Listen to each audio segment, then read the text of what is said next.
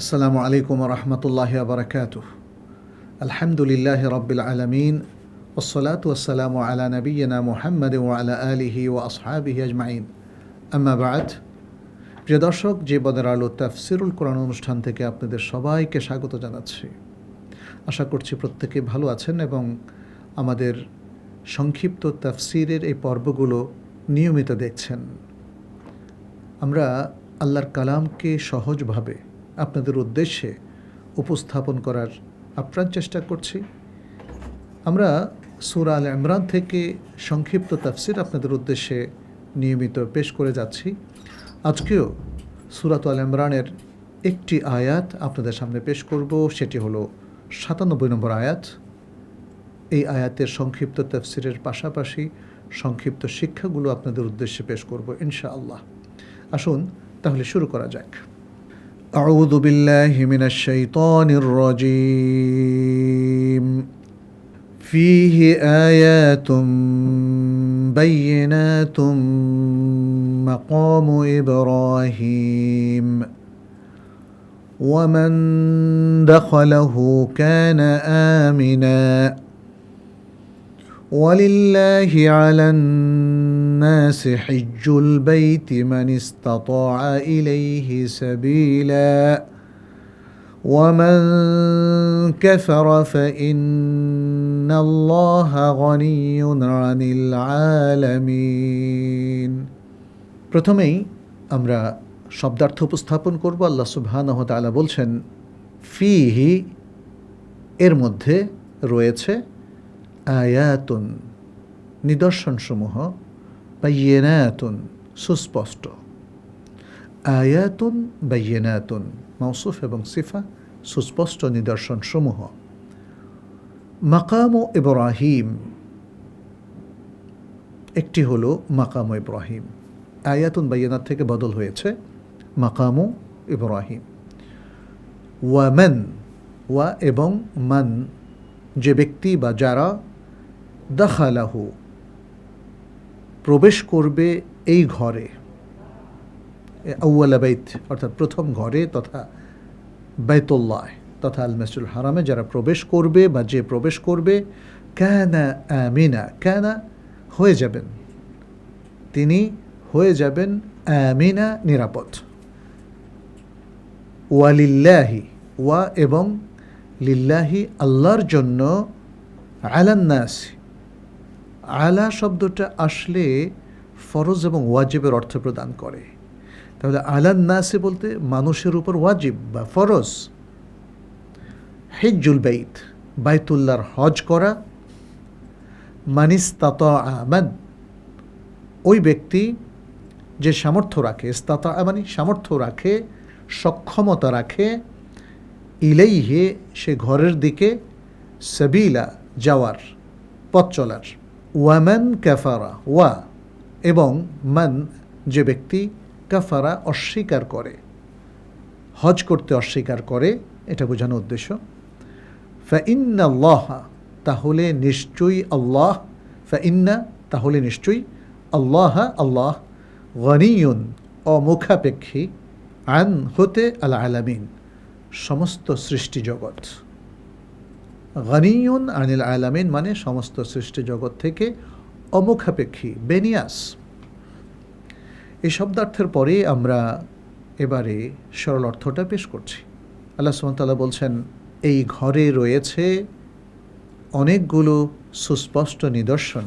একটি হলো মাকামু ইব্রাহিম, এবং যে এই ঘরে প্রবেশ করবে সে নিরাপদ হয়ে যাবে।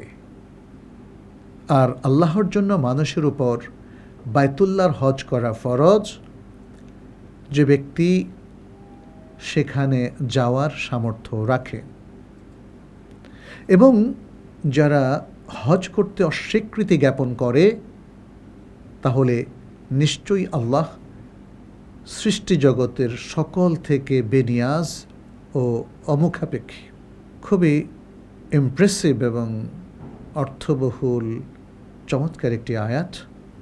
এখানে আল্লাহ সুবহানাহু ওয়া তাআলা তার অনেকগুলো নিদর্শন নিয়ে কথা বলেছেন, মাকামে ইব্রাহিম নিয়ে কথা বলেছেন, বাইতুল্লাহর তাযীম, মর্যাদা এবং তাকে ঘিরে ইবাদতের যে বিশাল প্রোগ্রাম রয়েছে সেটা নিয়ে তিনি কথা বলেছেন বাইতুল্লাহর হজের বিধান নিয়ে।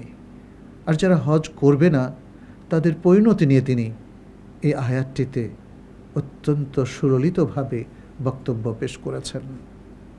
প্রিয় দর্শক, আয়াতের মূল বক্তব্য আমরা জানলাম। আমরা আগের আয়াতটিতে ৯৬ নম্বর আয়াতে আমরা দেখেছি আল্লাহ সুবহানাহু ওয়া তাআলা পৃথিবীর প্রথম ঘর, প্রথম বাইত নিয়ে বক্তব্য দিয়েছেন।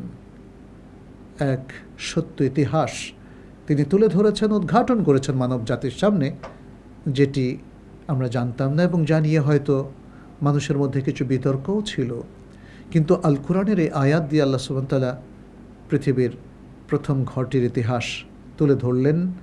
এবং এরপরের আজকের যে আয়াতটি নিয়ে আমরা আলোচনা পেশ করছি, সে আয়াতে আল্লাহ সুবহানাহু ওয়া তাআলা এই ঘরের নানা নিদর্শন নিয়ে, ফজিলত নিয়ে, মর্যাদা নিয়ে কথা বললেন। তাহলে এর মধ্যে যে মুনাসাবাতটা, চমৎকার সামঞ্জস্য, সেটা কিন্তু লক্ষ্য করার মতো। ঘরের আলোচনা, তারপরে নিদর্শনের আলোচনা। তো আসুন আমরা তাহলে সংক্ষিপ্ত কিছু তাফসীরমূলক আলোচনা করি, যেটি আমাদের প্রখ্যাত মুফাসসিরিনে কেরাম আলোচনা করেছেন। আল্লাহ সুবহানাহু ওয়া তাআলা বলছেন, ফীহি আয়াতুম বায়্যিনাতুম মাকামু ইব্রাহিম। এর মধ্যে রয়েছে অনেক স্পষ্ট নিদর্শন। এই নিদর্শনগুলো হতে পারে দ্বীনি নিদর্শন, যেমন তাওহীদের নিদর্শন, আল্লাহর একত্ববাদের নিদর্শন, ঈমানের নিদর্শন, ইবাদতের নানা ধরনের নিদর্শন। আবার হতে পারে স্থানগত দিক থেকে এর যে মর্যাদা সেটি, কারণ এখানে আছে মাতাফ, বাইতুল্লাহ, মাকামে ইব্রাহিম ইত্যাদি। আরও এর চারপাশেও রয়েছে পবিত্র সব জায়গা, যেমন সাফা, মারওয়া, এবং অদূরে রয়েছে মিনা, মুজদালিফা, আরাফা। সুবহানাল্লাহ, পুরো মক্কাটাই যেন আল্লাহর নিদর্শনে ভরা। সুবহানাল্লাহ, বাইতুল্লাহ হচ্ছে তার সবচেয়ে বড় নিদর্শন, যেটাকে ঘিরে আল্লাহ সুবহানাহু ওয়া তাআলা ফজিলতের হাজারো প্রোগ্রাম মুসলিম উম্মার উদ্দেশ্যে তিনি দিয়ে দিয়েছেন। ওয়ালিল্লাহিল হামদু ওয়াশ শুকর। তো এখানে মুফাসসিরিনে কেরাম বলেন, যাদের মধ্যে রয়েছেন ইমাম ইবনু জারির আত-তাবারি, ইমাম ইবনু কাসীর এবং শেখ আস-সাদি, শেখ মুহাম্মদ বিন সালিহ বিন উসাইমিন পরবর্তীতে, তারা প্রত্যেকেই এই আয়াতের তাফসিরে বলেছেন, ফি হাযাল বাইতি আদিল্লাতুন ওয়াদিহাতুন আলা তাওহীদিহি সুবহানাহু ওয়া তাআলা ওয়া রাহমাতিহি ওয়া হিকমাতিহি ওয়া আযামাতিহি ওয়া কুদরাতিহি ওয়া গায়রি যালিকা মিন সিফাতিহিল হুসনা। বলছেন যে এই ঘরের মধ্যে আল্লাহ সুবহানাহু ওয়া তাআলার অনেকগুলো নিদর্শন আছে, যেমন তার তাওহীদ, তার রহমত, তার হিকমত বা প্রজ্ঞা, তার মহত্ব, তার কুদরত এবং তার আরও চমৎকার চমৎকার সব সিফাত, অসংখ্য সিফাতের নিদর্শন এখানে রয়েছে। এবং তারা আরও বলেছেন, ওয়াফিহি আলামাতুন যাহিরা, এবং এই ঘরের মধ্যে রয়েছে আরও প্রকাশ্য কিছু আলামত। কি? যে আলামতগুলো এই ঘরের শরফ, মর্যাদা, ফজিলাত, মহত্ব ইত্যাদি প্রমাণ করে। সেটি হচ্ছে যেমন এখানে হাজার আসওয়াদ আছে, স্বয়ং বাইতুল্লাহর ঘরটা আছে, তাই না, ইত্যাদি। আর এখানে আরও একটা আলামত রয়েছে, সেটি হচ্ছে কি, যে এই ঘরটাকে নির্মাণ করেছেন আল্লাহর নির্দেশে ইব্রাহিম আলাইহিস সালাম এবং তার সন্তান ইসমাইল আলাইহিস সালাম। তারা একটা পাথর ব্যবহার করতেন এই ঘর নির্মাণের ক্ষেত্রে, সেটি হলো মাকামে ইব্রাহিম, এবং সেটা একটা জলজান্ত মুআজিজা, একটা নিদর্শন। ফলে আল কোরআন সে মহান নিদর্শনের কথা এখানে উল্লেখ করলেন, ফিহি আয়াতুম বায়্যিনাতুম মাকামু ইব্রাহিম। এরপরে এই ঘরের আরও যে মর্যাদা আল্লাহ সুবহানাহু ওয়া তাআলা দিলেন, সেটি আয়াতের পরবর্তী অংশ উল্লেখ করলেন। ইমাম ইবনু জারির আত-তাবারি এবং ইমাম ইবনু আতিয়াহ, ইমাম ইবনু কাসীর, তারা প্রত্যেকেই আয়াতের অংশের তাফসির তুলে ধরেছেন। আল্লাহ সুবহানাহু ওয়া তাআলা কি বলছেন? ওয়ামান দাখালাহু কানা আমিনা। তারা বলেছেন এই আয়াতের অর্থ হচ্ছে ইন্না মিনাল আয়াতিল বাইয়িনাতি দাল্লাহ আলা শারাফিল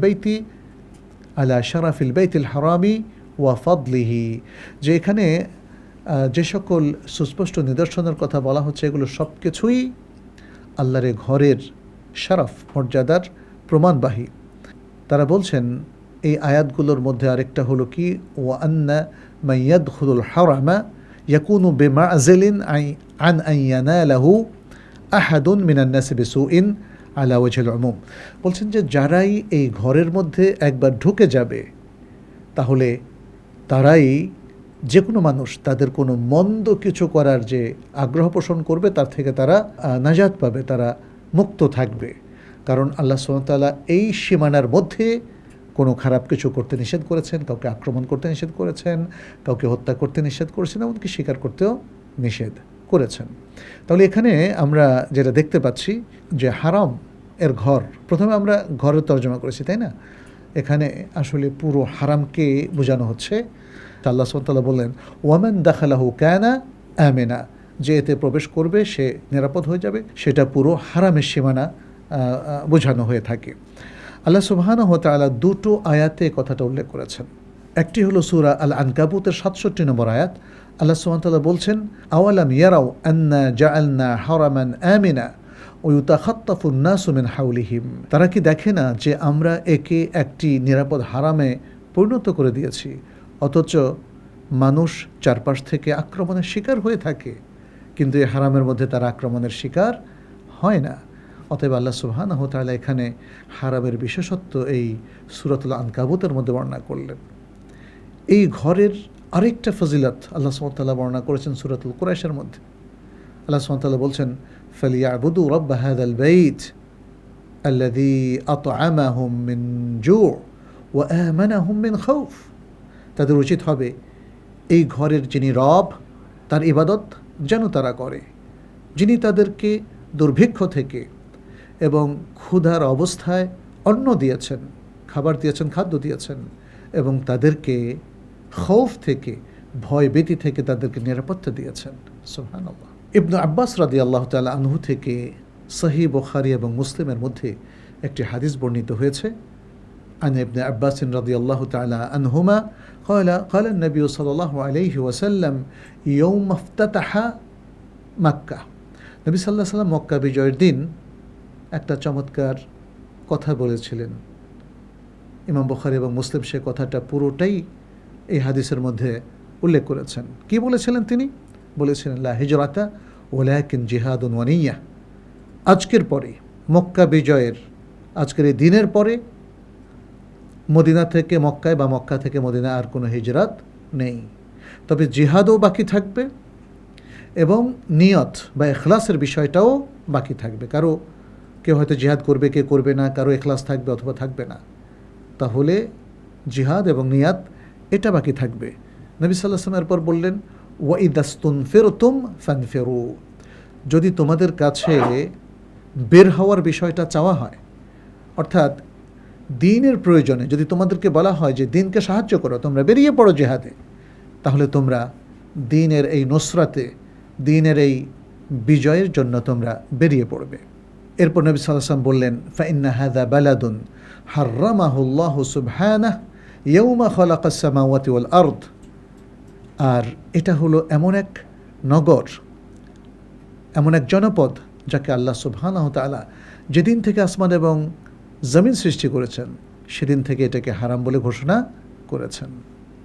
ওহুয়া হারামুন বিহুরমাতিল্লাহি ইলা ইয়াউমিল কিয়ামাহ। আর এটা সেদিন থেকে আরম্ভ করে আজ পর্যন্ত হারাম থাকবে এবং এটা হারাম থাকবে কিয়ামত পর্যন্ত। আল্লাহর এই হারাম করণের প্রক্রিয়ার মধ্য দিয়ে এটি কিয়ামত পর্যন্ত হারাম বলেই বিবেচিত হবে। এরপর রাসূলুল্লাহ সাল্লাল্লাহু আলাইহি ওয়াসাল্লাম বলছেন ওয়া ইন্নাহু লাম ইয়াহিল্লাল কিতালু ফীহি ক্বাবলি, যে আমার আগে এই হারামের মধ্যে আর কারো জন্য কোনো কেতাল বা যুদ্ধ বিগ্রহ করা জায়েজ হবে না। ওয়ালাম ইয়াহিল্লা লি ইল্লা সাআতাম মিন নাহার, এবং আমার জন্য এখানে যুদ্ধ বিগ্রহ করা হালাল না, তবে এটা মক্কা বিজয়ের দিন বলছেন তো, এই এক দিবসের একটা অংশে আমার জন্য হালাল করে দেওয়া হয়েছে, যাতে মক্কার উপর আমি বিজয়টা নিশ্চিত করতে পারি। নবী সাল্লাল্লাহু আলাইহি ওয়াসাল্লাম এরপর বলছেন, ফাহুয়া হারামুন বিহুরমাতিল্লাহি ইলা ইয়াউমিল কিয়ামাহ, অতএব এটা আল্লাহর হারাম করার মাধ্যমে কিয়ামত পর্যন্ত হারাম বলেই সাব্যস্ত হবে।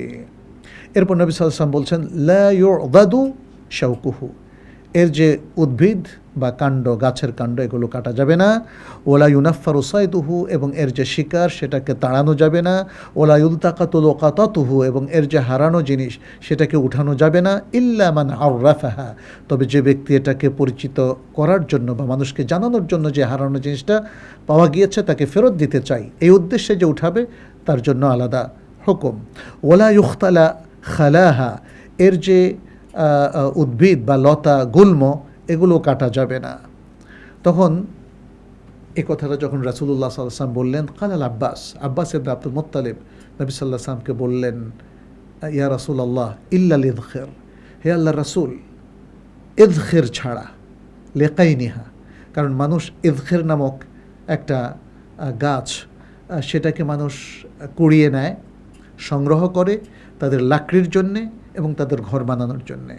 এই জন্যে আব্বাস ইবনে আব্দুল মুত্তালিব রাদিয়াল্লাহু তাআলা আনহু নবী সাল্লাল্লাহু আলাইহি ওয়াসাল্লামকে বললেন, ইয়া রাসূলুল্লাহ ইল্লাল ইযখির লিকাইনিহা ওয়া বুয়ুতিহিম, যেহেতু তারা এটা লাকড়ির জন্য ব্যবহার করে এবং তাদের ঘরের জন্য ব্যবহার করে, তাহলে ইযখিরটার হুকুমটা একটু আলাদা করে দেন। নবী সাল্লাল্লাহু আলাইহি ওয়াসাল্লাম বললেন তখন, ইল্লাল ইযখির, ঠিক আছে, ইযখির ছাড়া। ইযখিরটা তারা কাটতে পারবে, কুড়াতে পারবে, নিতে পারবে, ব্যবহার করতে পারবে, কিন্তু অন্য জিনিসগুলো তারা ব্যবহার করতে পারবে না। তাহলে পুরো হারামের সীমানার মধ্যে আমরা দেখতে পাচ্ছি স্পেশাল কিছু বিধান আল্লাহ সুবহানাহু ওয়া তাআলা দিলেন, এবং এই বিধানগুলো এই হারামের পুরো জায়গাটার একটা মর্যাদার প্রমাণ বহন করছে। আল্লাহ সুবহানাহু ওয়া তাআলা যে বললেন, ফিহি আয়াতুম বাইয়িনাত, এগুলো হচ্ছে সে আয়াত। এখানে কোনো উদ্ভিদ কাটা যাবে না, গাছ কাটা যাবে না, শিকার করা যাবে না, শিকারকে হুশ বলা যাবে না, যুদ্ধ বিগ্রহ করা যাবে না, কারোর উপর চড়াও হওয়া যাবে না, কোনো মন্দ ইচ্ছা পোষণ করা যাবে না, কোনো পাপ করা যাবে না। এগুলো হচ্ছে এই প্রথম ঘর মসজিদুল হারাম এবং হারামের সীমানার বিশাল মর্যাদা। এরপর আল্লাহ সুবহানাহু ওয়া তাআলা বলছেন, ওয়ালিল্লাহি আলান নাসি হিজ্জুল বাইতি মান ইসতাতা ইলাইহি সাবিলা, আর আল্লাহর জন্য মানুষের উপর, সমর্থবান ব্যক্তিদের উপর ফরজ হলো হজ করা। এখানে আল্লাহর জন্য কথাটা বলে ক্লিয়ার করে দিয়েছেন আল্লাহ যে হজটা করতে হবে আল্লাহর জন্য, আল্লাহর উদ্দেশ্যে। যেমনটি সূরা আল বাকারার অন্য আয়াতে আল্লাহ তাআলা বলছেন, ওয়া আতিম্মুল হাজ্জা ওয়াল উমরাতা লিল্লাহ, আর তোমরা হজ এবং উমরা আল্লাহর জন্য করো, আল্লাহর জন্য সম্পূর্ণ করো। এখানেও লিল্লাহ বলে বলা হয়েছে, পৃথিবীর আর কোনো উদ্দেশ্যে হজ করা যাবে না। হজ্জুল বাইত, তাইলে হজটা করতে হবে কোথায়? বাইতুল্লাহকে কেন্দ্র করে হজটা করতে হবে, বাইতুল্লাহকে কেন্দ্র করে। অতএব পৃথিবীর আর অন্য কোনো জায়গায় হজ করলে সেটা হবে না। মান ইসতাতা ইলাইহি সাবিলা, এই কথার দ্বারা বোঝা গেল যারা সামর্থ্যবান তারাই হজ করবে, যারা সামর্থ্য রাখে না তাদের উপর হজ ফরজ হবে না। নারী পুরুষ সবার ক্ষেত্রেই এটা প্রযোজ্য। এখন কারা সামর্থ্য রাখে, এটা একটা ফিকহি মাসালা, তবুও খুব সংক্ষেপে আমরা বলি, যারা শারীরিকভাবে সামর্থ্য রাখে এবং আর্থিকভাবে সামর্থ্য রাখে, যেহেতু হজটা হলো শারীরিক এবং আর্থিক ইবাদত। আর নারীদের ক্ষেত্রে আরেকটা অতিরিক্ত শর্ত আছে, সেটা হলো তার সাথে মাহরাম থাকা অথবা তার স্বামী থাকা, তাহলেই তিনি সামর্থ্যবান বলে গণ্য হবেন। আচ্ছা, এরপরে আল্লাহ সুবহানাহু ওয়া তাআলা এই আয়াতের শেষ অংশে এসে বললেন, ওয়ামান কাফারা ফাইন্নাল্লাহা গানিয়্যুন আনিল আলামিন, আর যে অস্বীকার করবে হজ করতে, তাহলে তাকে জানতে হবে যে আল্লাহ তাআলা এই জগতের কারো প্রতি মুখাপেক্ষী নন, কারো কোনো ইবাদত তার কোনো কাজে আসে না। মানুষের ইবাদত দিয়ে, মানুষের হজ দিয়ে তিনি বেনিফিটেড হন না, তবে তিনি চান কারা তার নির্দেশ পালন করে আর করে না, যারা পালন করে তাদেরকে তিনি পুরস্কৃত করবেন, আর যারা করে না, যারা কুফরির মধ্যে থাকে তাদেরকে তিনি শাস্তি দেবেন। বিশেষ করে যারা আল্লাহর নির্দেশ মানতে অস্বীকৃতি জ্ঞাপন করে এবং বড় কুফর বা শিরকের মধ্যে লিপ্ত হয়, তাহলে তারা চিরজাহান্নামী হবে। অসংখ্য আয়াত থেকে আমরা সেটা জানি। প্রিয় দর্শক, আজকের এই ডিসকাশন থেকে আমরা অনেকগুলো শিক্ষা পাই। আপনাদের সামনে সংক্ষেপে সেই শিক্ষাগুলো তুলে ধরছি। প্রথম শিক্ষা হলো, হারামের সীমানার মধ্যে আল্লাহ সুবহানাহু ওয়া তাআলা অনেকগুলো পবিত্র নিদর্শন রেখে দিয়েছেন। দ্বিতীয় শিক্ষা হলো আল্লাহ সুবহানাহু ওয়া তাআলার অন্যতম মহান নিদর্শন হলো মাকাম ইব্রাহিম। তৃতীয় শিক্ষা হলো আল্লাহ সুবহানাহু ওয়া তাআলা মাকামে ইব্রাহিমে তাওয়াফ শেষে সালাতের নির্দেশনা দিয়েছেন, যদিও সেটা অন্য আয়াত থেকে আমরা জানি, কিন্তু মাকাম ইব্রাহিমের আলোচনা যেহেতু এসেছে আমরা সেটা উল্লেখ করলাম। চতুর্থ শিক্ষা হলো হারামের সীমানাকে আল্লাহ সুবহানাহু ওয়া তাআলা নিরাপদ এলাকা হিসাবে ঘোষণা করেছেন।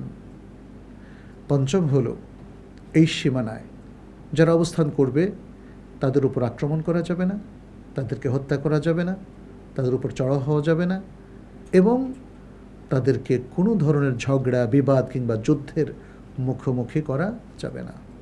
প্রিয় দর্শক, আসুন এই শিক্ষাগুলো দিয়ে আমরা আমাদের জীবনকে আলোকিত করি, সমৃদ্ধ করি এবং আল্লাহর প্রিয় বান্দা হয়ে যাই। আল্লাহ আমাদেরকে তৌফিক দান করুন। হাদা সাল্লাল্লাহু ওয়াসাল্লাম আলা নবিয়িনা মুহাম্মদ ওয়া আলা আলিহি ওয়া আসহাবিহি আজমাইন। আসসালামু আলাইকুম ওয়া রাহমাতুল্লাহি ওয়া বারাকাতুহু। ذلك الكتاب لا ريب فيه هدى للمتقين